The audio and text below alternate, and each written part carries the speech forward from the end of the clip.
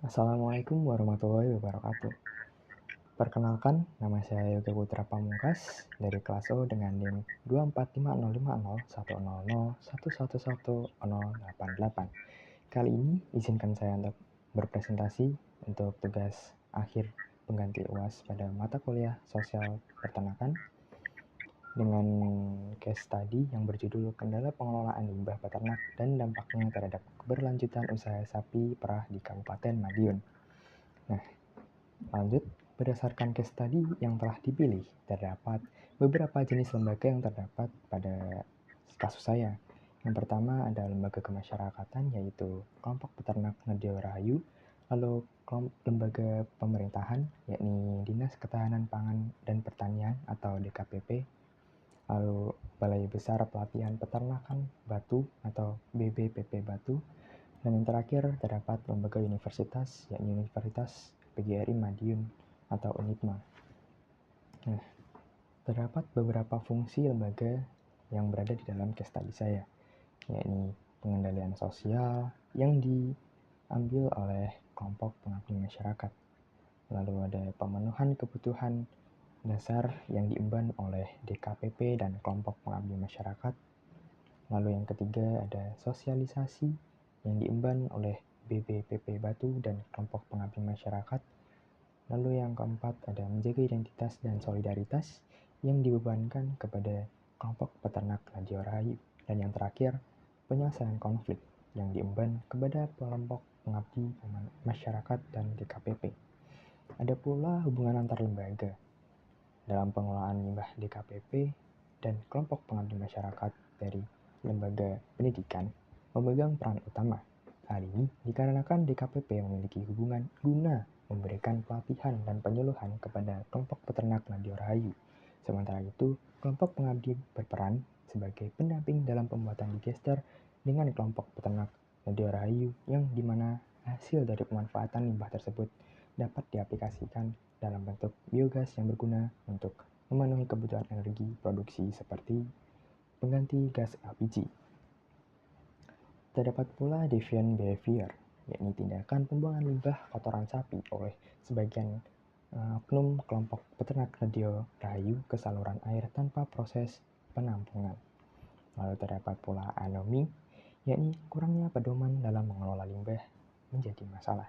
Tanpa ada aturan tegas serta regulasi yang tetap, sekelompok peternak merasa bingung dan tidak tahu cara yang benar untuk mengelola limbah tersebut. Tanpa edukasi dan bimbingan yang cukup, serta tidak adanya panduan untuk diikuti, hal ini menyebabkan kerugian bagi kaidah dan masyarakat sekitar. Nah, berdasarkan lembaga case study, terdapat beberapa pihak yang berkuasa. Yang pertama ada DKPP Kota Madiun, lalu kelompok pengabdi masyarakat atau UNITMA dari lembaga pendidikan. Lalu pihak yang dikuasai yakni kelompok peternak Ngedio Rahayu. Ada pula dimensi kekuasaan dan cara memperolehnya. Yang pertama, lembaga pemerintah atau DKPP Kota Madiun cara memperoleh kekuasaannya dengan legal dan tidak menyebabkan anarki. Kekuasaan diperoleh melalui prosedur yang sah seperti pemilihan oleh pemerintah. Lalu yang kedua, terdapat lembaga kemasyarakatan, yakni kelompok peternak Ngedio Rahayu. Kelompok ini memperoleh kekuasaan dari organisasi masyarakat tradisional dan ideologi bersama yang berfokus pada peternakan keberlanjutan. Lalu yang ketiga, ada lembaga pendidikan, yakni kelompok pengabdi masyarakat UNITMA. Mereka beroperasi secara legal dengan memperoleh kekuasaan dari lembaga. Selanjutnya terdapat saluran lembaga pada case study, yakni lembaga pemerintah DKPP Kota Madiun menggunakan saluran politik untuk membuat kebijakan dan memberikan bantuan teknis pada peternak. Kemudian, pemerintah menggunakan saluran komunikasi massa untuk menyebarkan terkait program dan kepelatihan. Lalu yang kedua, lembaga pendidikan, yakni kelompok pengabdi masyarakat UNITMA, menggunakan komunikasi massa dalam membentuk sosialisasi dan pelatihan untuk mengedukasi. Terdapat pula teori sumber-sumber kekuasaan. Yang pertama, lembaga pemerintah atau DKPP memiliki kekuasaan yang didasarkan pada pengaturan formal dan hukum. Mereka juga menempatkan kekuasaan melalui pendelegasian wewenang dari pemerintah pusat atau otoritas yang lebih tinggi. Lalu yang kedua, lembaga kemasyarakatan. Kelompok peternak Nadia Rahayu memiliki kekuasaan yang tumbuh dari kepercayaan dan kesetiaan komunitasnya, serta dari tradisi dan adat istiadat setempat. Lalu yang ketiga atau yang terakhir, terdapat lembaga pendidikan. Kelompok pengabdi masyarakat memiliki kekuasaan yang berasal dari pendidikan, keahlian, serta pengetahuan. Selain itu, karena keahlian mereka dalam bidang pendidikan, kelompok pengabdi masyarakat ini memiliki kekuasaan yang berasal dari karisma dan wibawa. Sumber kekuasaan dari anggota berdasarkan kepemimpinan, yakni yang pertama DKPP memiliki kekuasaan resmi atau legitimate, yaitu memiliki wewenang legal yang memberikan kekuasaan untuk mengatur pengelolaan limbah dan membuat kebijakan yang harus dipatuhi.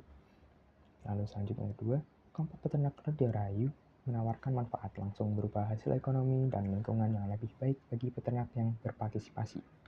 Imbalan tersebut mendorong peternak lain untuk ikut serta dalam kegiatan mereka. Lalu kelompok pengabdi masyarakat UNIPMA sebagai lembaga pendidikan yang diakui, mereka dihormati sebagai otoritas dalam bidang akademik dan ilmiah. Hal ini memberikan legitimasi bagi mereka dalam memberikan pelatihan dan edukasi. Lalu terdapat unsur kekuasaan yang pada case study saya. Yang pertama, DKPP, pemerintah dipercaya oleh masyarakat sebagai lembaga yang berwenang dan berkompeten dalam mengelola program lingkungan. Kepercayaan ini muncul dari peran mereka sebagai otoritas yang sah, yang mendorong masyarakat mengikuti instruksi. Lalu yang kedua, kelompok peternak Nadia Rahayu. Sebagai anggota kelompok peternak membangun hubungan kekeluargaan dan solidaritas guna menciptakan ikatan yang kuat.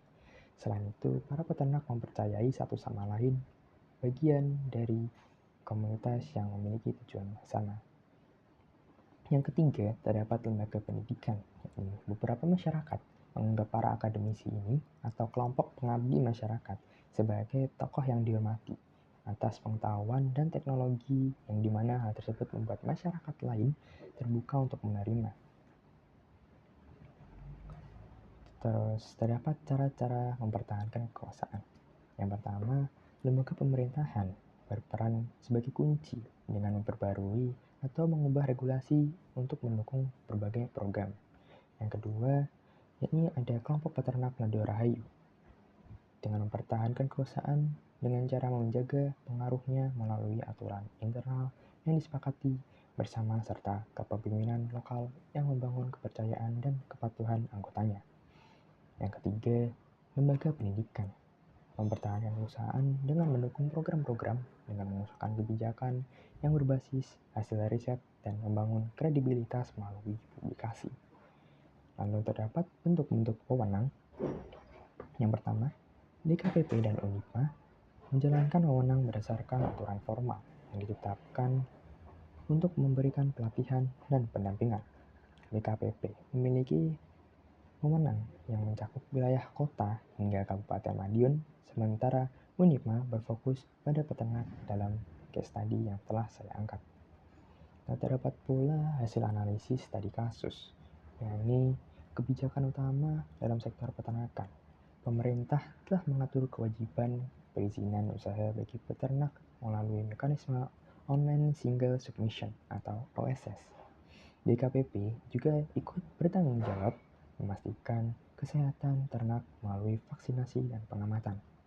Yang kedua, terdapat kendala dalam akses layanan birokrasi, yakni terdapat kompleksitas prosedur perizinan, lalu biaya yang tinggi, dan juga lambatnya pelayanan. Lalu berikutnya terdapat pengaruh regulasi terhadap produktivitas, yakni proses perizinan yang rumit seringkali membuat peternak kecil terjebak dalam sektor informal. Namun pelatihan seperti ini yang dilakukan oleh DKPP Madiun membantu meningkatkan efisien produksi dengan memanfaatkan limbah ternak. Selanjutnya ada pemerintah dalam memerankan investasinya, yakni program DKPP merupakan contoh bagaimana pemerintah daerah dapat memberdayakan peternak melalui inovasi sederhana namun efektif. Evaluasi pelayanan pada case study ini dengan pelatihan pembuatan pupuk organik membuahkan hasil yang positif. Namun, untuk menjangkau lebih banyak peternak, perlu adanya peningkatan dari segi frekuensi pelatihan, penyediaan alat dan bahan, kolaborasi dengan sektor swasta untuk investasi fasilitas pengelolaan limbah. Selanjutnya, terdapat perubahan sosial dalam case study yang telah saya angkat. Yang pertama, munculnya unsur perubahan. Teknologi digester biogas dan pembuatan pupuk dapat diterima oleh masyarakat peternak karena telah memberikan solusi atas pencemaran lingkungan dan dapat mengurangi biaya bahan bakar seperti LPG. Hal tersebut membawa perubahan dalam kebiasaan peternak, khususnya dalam mengelola limbah. Kalau yang kedua, terdapat saluran perubahan sosial. Ini kelompok peternak Ngedio Rahayu memiliki peran keberadaan yang penting karena menjadi sarana untuk berbagi pengetahuan teknologi seperti pembuatan digester biogas untuk mengelola limbah. Lalu terdapat perubahan unsur peternak terbiasa untuk membuang limbah ternak secara langsung ke saluran air tanpa pengelolaan. Akan tetapi, setelah adanya sosialisasi dan pelatihan digester biogas, mulai menggeser pandangan peternak yakni menuju aktivitas lama yang dianggap tidak layak karena berdampak negatif pada lingkungan yang dapat memicu perubahan perilaku. Lalu terdapat perubahan norma. Para peternak memiliki orientasi untuk menghasilkan susu tanpa memedulikan dampak lingkungan akibat limbah ternak.